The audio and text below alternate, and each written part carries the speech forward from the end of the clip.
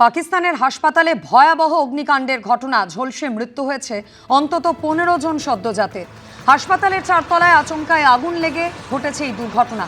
ইসলামাবাদের পিআইএমএস হাসপাতালের সদ্যজাতদের বিভাগে অগ্নিকাণ্ডের ঘটনা ঘটে। মাত্র একজন শিশুকে জীবিত অবস্থায় উদ্ধার করা সম্ভব হয়েছে বলে এখনো পর্যন্ত খবর পাওয়া যাচ্ছে। আগুন লাগার কারণ অনুসন্ধানে ইতিমধ্যেই শুরু হয়েছে তদন্ত। বারুইপুরে বিজেপি কর্মীকে নৃশংসভাবে খুনের ঘটনা এবার সিবিআই তদন্তের দাবিতে সরব হলো পরিবার। ঘটনায় 4 জনকে গ্রেপ্তার করেছে পুলিশ। ধৃতদের মধ্যে সুজন মণ্ডল বিজেপির প্রতীকে জেতা পঞ্চায়েত সদস্য। যদিও যাদবপুর সাংগঠনিক জেলার বিজেপি সভাপতির দাবি, সুজন মণ্ডলকে আগেই সাময়িকভাবে বরখাস্ত করা হয়েছিল। আবার বিজেপির রাজ্য কমিটির সদস্য বলছেন, আগেই সুজন মণ্ডলকে বহিষ্কার করা হয়। পুলিশ সম্পূর্ণটা ওটা উল্টো দিকে ঘুরিয়ে নিয়ে যাচ্ছে। ওই জন্য আমরা চাইছি যাতে এটা সিবিআই তদন্ত হোক। বারুইপুরের হাড়দহে বিজেপি কর্মীর হাড় হিম করা খুনের ঘটনায় গ্রেপ্তার করা হলো 4 জনকে। ধৃতদের মধ্যে একজন বিজেপির প্রতীকে জেতা পঞ্চায়েত সদস্য, একজন বিজেপি কর্মী, বাকি 2 জন তৃণমূলের কর্মী। যদিও নিহত বিজেপি কর্মী বাপি প্রামাণিকের পরিবার এই ঘটনায় সিবিআই তদন্তের দাবিতে সরব হয়েছে। পুরো প্ল্যান করে আমার বাবাকে কুপিয়ে খুন করা হয়েছে। এবার পুলিশ সম্পূর্ণটা ওটা উল্টো দিকে ঘুরিয়ে নিয়ে যাচ্ছে। ওই জন্য আমরা চাইছি যাতে এটা সিবিআই তদন্ত হোক। আর আমার বাবা যেহেতু একটা বিজেপি কর্মীর বুথ সভাপতি ছিল, ওনার যে এত বড় একটা ওনাকে কুপিয়ে খুন করা হয়েছে, ওপর মহল থেকে বলো বা আমাদের মুখ্যমন্ত্রী, মাননীয় মুখ্যমন্ত্রী আমাদের পাশে এসে এখনো কেউ দাঁড়ায়নি। নিহত বিজেপি কর্মীর পরিবারের দাবি, রবিবার রাত 10টা নাগাদ একটা ফোন আসে। কাউকে মারধর করা হচ্ছে খবর পেয়ে সেখানে যাবার উদ্দেশ্যে বাড়ি থেকে বেরোন তিনি। বিজেপির গোষ্ঠীকন্দলের জেরে খুন হতে হলো বিজেপির এক কর্মী বাপি প্রামাণিককে। এবার ঘটনাস্থল দক্ষিণ 24 পরগনার বারুইপুর থানার অন্তর্গত ট্যাংরাবেড়িয়া। সেই ট্যাংরাবেড়িয়া অঞ্চলের ঘটনাস্থলে আমরা দাঁড়িয়ে রয়েছি, যেখানে রবিবার রাতে রীতিমতো তার বাপি প্রামাণিকের স্ত্রীর সামনে ধারালো অস্ত্র দিয়ে কুপিয়ে খুনের ঘটনা ঘটে। নিহত বিজেপি কর্মীর স্ত্রী শুরু থেকেই দলেরই একাংশের দিকে অভিযোগ করেছিলেন।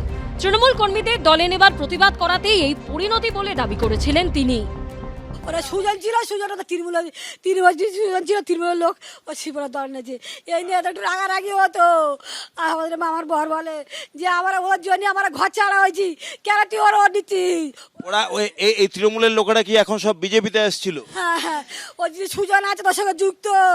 ও সুজনের টাকা ওদের অবাধ দিয়েছিল, ওই অনেক টাকা, 1.5 লাখ টাকা।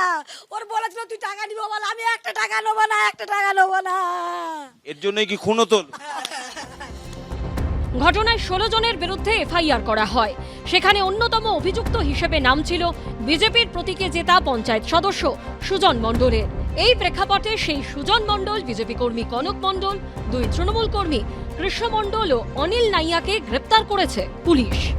বিজেপির লোকদেরকে উস্কে দিত, আমার বাবার প্রতি উস্কে দিত যে তোরা আমি তোদেরকে টাকা দেবো, বাবাকে খুন করে দে। মানে এই কল রেকর্ডিং যাকে ফোন করেছে, মানে তারা ফোন করে শুনিয়েছে বাবা, সেই রেকর্ডিংটা আমার বাবাকে এনে শুনিয়েছে, বাবার লোকরা, যে দেখো তোমার মারার জন্য তারা বলেছে। সুজন মণ্ডল কি ছিলেন এখানকার মানে বিজেপি সদস্য ছিল। এই সুজন মণ্ডলের বর্তমান রাজনৈতিক অবস্থান নিয়ে নানা কথা সামনে আসছে। বিজেপির রাজ্য কমিটির সদস্য উত্তম কর সোমবারই দাবি করেন, সুজন মণ্ডলকে আগেই বহিষ্কার করা হয়।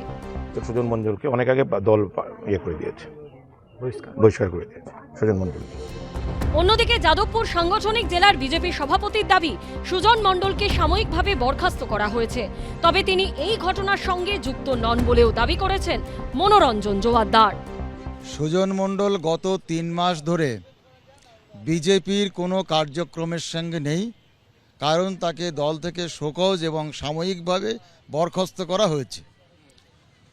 যেদিন ঘটনা ঘটেছে সেদিন সুজন মণ্ডল সন্ধ্যা 7টা থেকে পরবর্তী দিন সকাল 8টা পর্যন্ত তার যে কর্মক্ষেত্র, সে একটি জায়গাতে নাইট গার্ডের কাজ করে, সে সেইখানে রয়েছে। এদিকে বিজেপি কর্মী খুনের ঘটনায় পরিবারের সিবিআই তদন্ত দাবি নিয়ে শুরু হয়েছে রাজনৈতিক চাপানোতর। তাহলে ভাবুন বিজেপি সরকারের হালটা কি। অন্তর্ক হলে ওটাকে ধামাচাপা দেওয়ার জন্য ওরা চেষ্টা করছে, এটাকে কৌশলে তৃণমূলের নামটা যোগ করে দেওয়ার। এটাতে লাভ হবে না। রাজ্যে আইনের শাসন আছে, খুন যেই করুক তার রাজনৈতিক আইডেন্টিফিকেশন না দেখে তাকে গ্রেপ্তার করা হয়েছে। সে যে গ্রেপ্তার হয়েছে সে বিজেপির একজন শুধু সদস্য নয়, সে একজন নির্বাচিতও বটে, জনপ্রতিনিধিও বটে, কিন্তু তাকেও রেয়াত করা হয়নি। অপরাধ করলে জেলে যেতে হবে। অভিযুক্ত বাকি 12 জনের খোঁজে চলছে তল্লাশি। হেন্দল দে ও রঞ্জিত হালদারের রিপোর্ট, এবিপি আনন্দ। এবিপি আনন্দ, এগিয়ে থাকে, এগিয়ে রাখে।